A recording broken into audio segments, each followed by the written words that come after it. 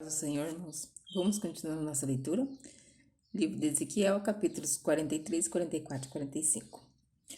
O homem me levou até o portão do lado leste, e eu vi que aquele lado vinha vindo a glória de Deus de Israel. A voz de Deus parecia o rugido do mar, e a terra ficou iluminada com a sua glória.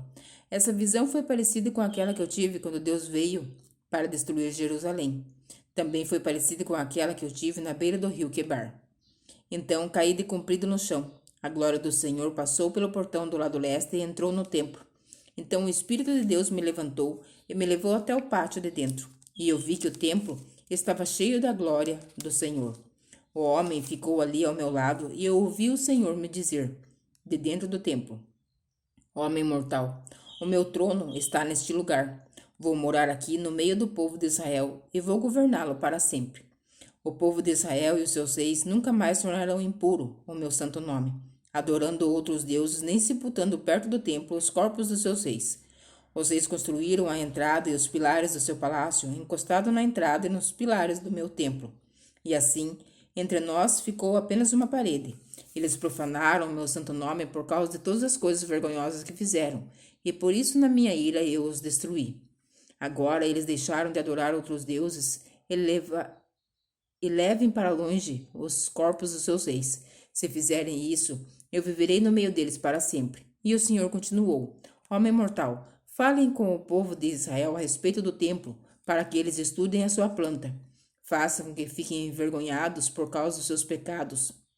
Se eles ficarem com vergonha do que têm feito, explique a planta do templo para eles, isto é, o seu modelo, e as entradas e saídas, as formas, o modo como tudo está arrumado, e todas as leis e regulamentos. Escreva todas essas coisas para que eles possam ver como tudo está arrumado, e para que cumpram todos os regulamentos. Esta é a lei do templo. Todo o terreno que fica em volta dele e no alto da montanha é santo e sagrado. Seguem as medidas do altar, usando-se as mesmas que foram usadas para medir o templo. Na base do altar, em toda a volta, havia uma valeta de meio metro de fundura por meio metro de largura. Do lado de fora, havia uma beirada de 25 centímetros de altura. A parte mais baixa do altar tinha 1 metro de altura. A parte do meio media 2 metros de altura e estava afastada meio metro da beirada.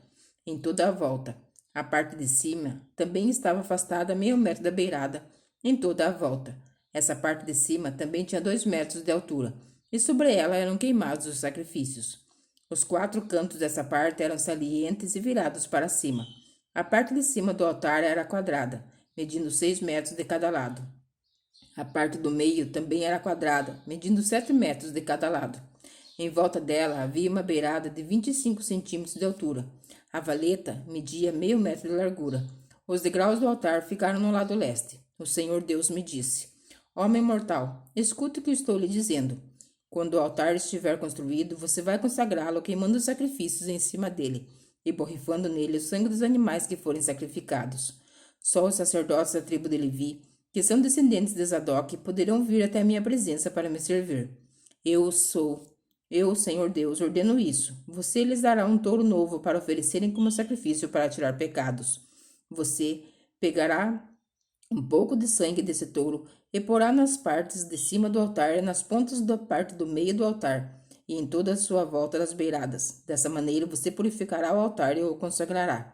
Você pegará outro touro que for oferecido como sacrifício para tirar pecados e o queimará no lugar marcado, fora da área do templo. No dia seguinte, você pegará um bode sem defeito e oferecerá como sacrifício para tirar pecados. Purifique o altar com o sangue dele, do mesmo modo que você tiver feito com o sangue do touro. Quando terminar essa parte, pegue um touro novo e um carneirinho, os dois sem defeito, e traga-os para mim, o Senhor. Depois de matarem os animais, os sacerdotes espalharão sal sobre eles e o queimarão como oferta para mim. 7 dias em seguida, você oferecerá um bode, um touro e um carneirinho como sacrifícios para tirar pecados. Esses animais não devem ter nenhum defeito. Durante 7 dias, os sacerdotes consagrarão o altar e o aprontarão para ser usado. Depois dessa semana, os sacerdotes começarão a oferecer sobre o altar as ofertas que serão completamente queimadas e as ofertas de paz trazidas pelo povo. Então ficarei contente com todos vocês. Eu, Senhor Deus, falei. Capítulo 44. O Senhor me levou até o portão de fora, no lado leste da área do templo. O portão estava fechado. Então o Senhor me disse: Este portão ficará fechado, nunca será aberto. Ninguém poderá usá-lo, porque eu, o Senhor Deus de Israel, entrei por ele. Deve ficar fechado, mas o rei poderá ir lá para comer uma refeição santa na minha presença. Ele entrará e sairá pelo portão interno desse portão. Então o homem me fez passar pelo portão do norte e me levou para a frente do templo. Olhei e vi que o templo estava cheio da glória do Senhor. Eu me atirei de comprido no chão. Então o Senhor me disse: Homem mortal, preste atenção em tudo que você vir e ouvir. Eu vou lhe dar as leis e os regulamentos do templo. Note bem quais as pessoas que têm permissão para entrar no templo e as que não têm. Diga a esses israelitas rebeldes que eu, o Senhor Deus, não vou tolerar mais as coisas vergonhosas que eles estão fazendo. Eles têm profanado o meu templo e deixando estrangeiros que não foram circuncidados, gente que não me conhece, entrar no pátio do templo, quando a gordura e o sangue dos sacrifícios estão sendo oferecidos a mim. Assim, fazendo todas essas coisas vergonhosas, o meu povo tem quebrado a minha aliança. Eles deixaram que estrangeiros realizassem no meu templo cerimônias sagradas, em vez deles mesmos fazerem isso. Eu, o Senhor Deus, afirmo que nenhum estrangeiro que não foi circuncidado, que não me conhece, entrará no pátio do meu templo, nem mesmo o estrangeiro que esteja vivendo no meio do povo de Israel. Os levitas me abandonaram juntamente com o resto do povo de Israel. Adoraram ídolos e por isso estão sendo castigados. Eles podem me servir tomando conta dos portões e fazendo os serviços do templo. Podem matar os animais que o povo traz como ofertas para serem completamente queimadas e como sacrifícios, e ficarão no meio do povo, prontos para servir. Eles se encarregarão do culto de ídolos para o povo de Israel, e assim fizeram os israelitas pecarem. Por isso eu, Senhor Deus, juro solenemente que serão castigados. Eles não me servirão como sacerdotes, nem chegarão perto de nada que seja santo para mim, nem entrarão no lugar santíssimo. O castigo pelas coisas vergonhosas que eles fizeram é este: eu os carrego de guardar o templo e de fazer todos os serviços dele. O Senhor Deus disse: Porém, quando todo o resto do povo de Israel se afastou de mim, os sacerdotes da tribo de Levi, que são descendentes de Zadok, continuam a me servir fielmente no templo. Agora eles me servirão e virão até a minha presença para me oferecer gordura e sangue de sacrifícios. Somente eles entrarão no meu templo, servirão no meu altar e se encarregarão do culto no templo. Quando entrarem pelo portão do pátio de dentro do templo, deverão vestir roupas de linho. Quando estiverem de serviço no pátio do templo ou no templo, não deverão usar nada que seja feito de lã. Deverão usar turbantes de linho e calças de linho, mas para não suarem, usarão cinto.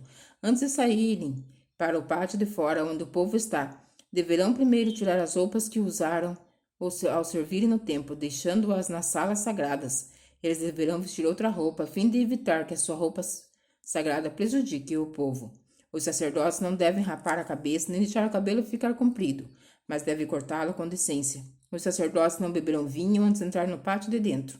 O sacerdote não poderá se casar nem com viúva, nem com mulher divorciada, mas somente com uma virgem israelita ou com a viúva de um sacerdote.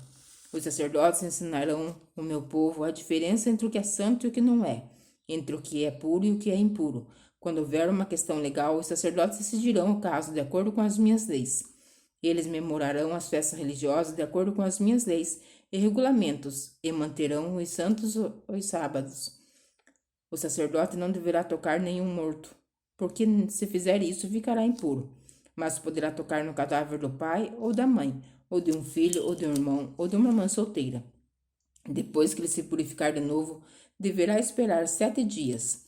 Então entrará no pátio de dentro do templo e oferecerá sacrifício pela sua purificação, assim que possa servir de novo no templo. Sou eu, o Senhor Deus, quem está falando. Os sacerdotes terão uma herança. Eu sou a herança. Eles não terão propriedades em Israel. Eu sou a propriedade.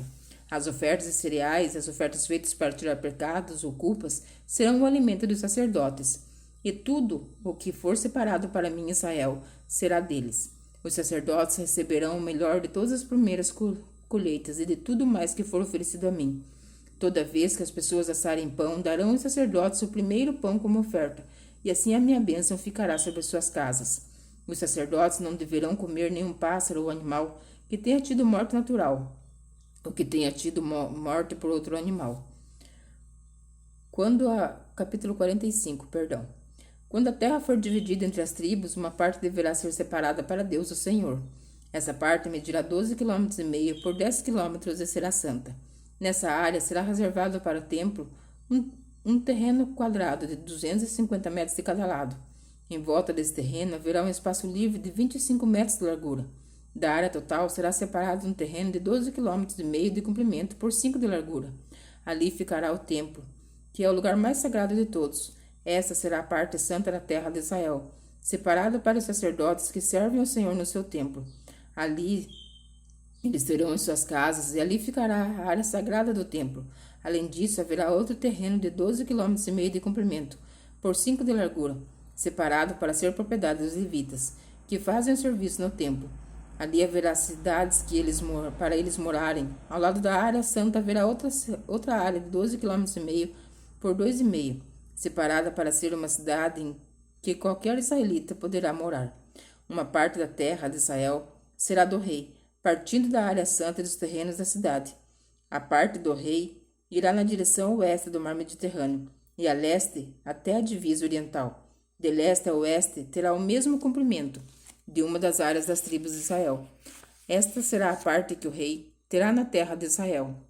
Assim, nunca mais explorará o povo, porém deixará que o resto do país pertence às tribos de Israel.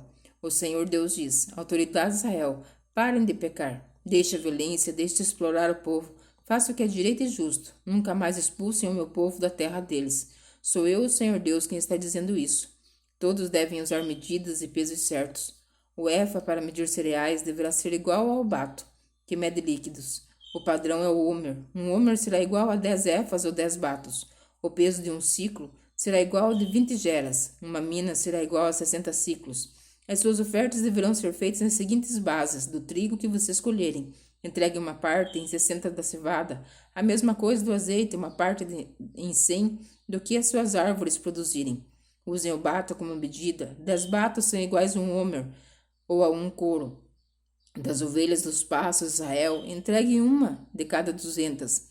Vocês trarão as ofertas de cereais, os animais para serem completamente queimados, e os animais para as ofertas de paz, a fim de que assim os pecados de vocês sejam perdoados.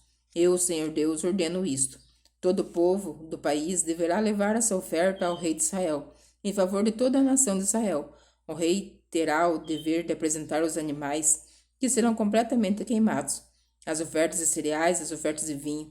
Ele fará isso nas festas de lua nova, nos sábados e em todas as outras festas.